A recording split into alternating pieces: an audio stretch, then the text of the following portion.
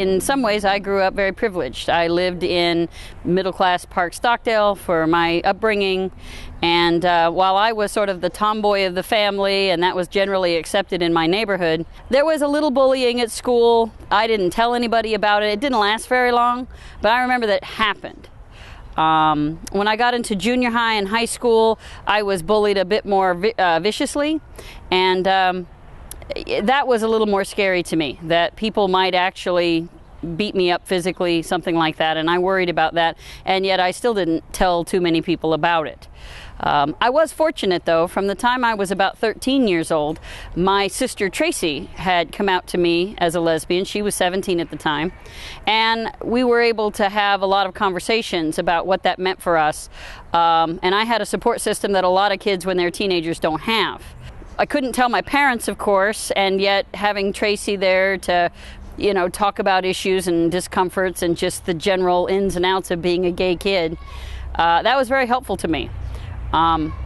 So my sister and I were finally trying to come to a place where perhaps we would come out to my mother. And I remember that we took a drive to Santa Barbara, stayed there for several hours, driving all the way back. And we talked the whole time about how would we go about it? What would we say? How would we approach Mom? When would we do this? And we couldn't come up with a plan. And even though, we were talking about 5, 6, 7, 8 hours of talking about this, we just never got anywhere with that discussion. So I remember that we were pulling into the driveway at my mom's house where I still lived. And Tracy looked at me and said, "Why don't you tell her for both of us?" and drove off. And because I've always sort of been the dutiful daughter who always, kind of did what was asked, I walked into my mom's house, and there she was sitting there having a glass of wine, and I said, "Mom, we need to talk." And again, I was very lucky because my mother was never one of those who was going to be ugly or angry.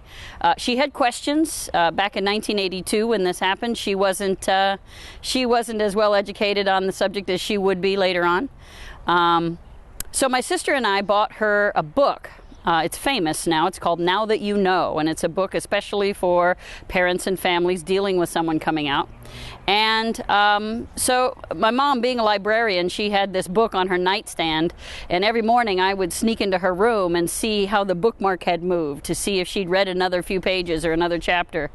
And actually, she didn't finish the book, but by Christmas of that same year, she had invited my sister and I, of course, for the family Thanksgiving, and our girlfriends at the time were welcome.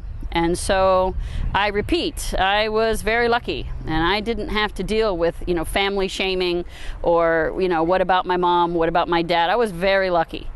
But not everybody was. That same year, and something that inspired me to talk to Tracy about we actually have to come out, was because in Bakersfield there was a famous case of a local businessman who shot and killed 2 gay men. One of those men was shot 4 times in the back, and the verdict basically was negligent homicide, and he was sentenced to only 4 years in prison, of which he served about 18 months.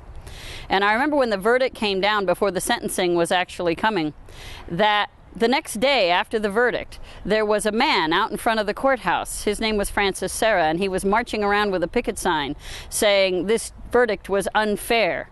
And I remember at first I thought, what a weird thing to do. But the next day, he was out there again with some more people. And by the end of that week, there was quite a crowd gathering at the courthouse every day to stand up against this injustice. And the more I thought about it, the more it bothered me. I thought, how can you just kill these 2 guys, and because they happen to be gay, it's like nobody cares. And so I couldn't be out there soon enough. And so my sister and I, we were out there every day at lunch. They were picketing for 2 hours every day. And I was driven. It's like I couldn't not do that. And of course, because that protest was going to be covered on TV, that's of course why we had to go ahead and break that to Mom. But that incident and picketing out there in front of the courthouse, I met Bakersfield's community founders, Francis Serra, Dr. Nancy Bailey, Reverend Arlene Ackerman. There were bunches of people out there who were the people who built this community and who were the first to really step out of closets and speak out on gay and lesbian issues. I was 17 at the time, but that was foundational for me. And it has been a pursuit for the rest of my life.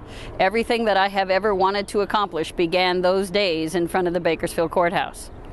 And now that I'm 50, I like to think, looking back, that we've had some accomplishments in the Bakersfield community. We've moved things along. People here are becoming more open-minded. We're still dealing with vocal minorities, but there are more and more people who realize that the issue of what gay, lesbian, bisexual, transgender people do with their lives really is their own business and not someone else's to say who they should be or how they should act.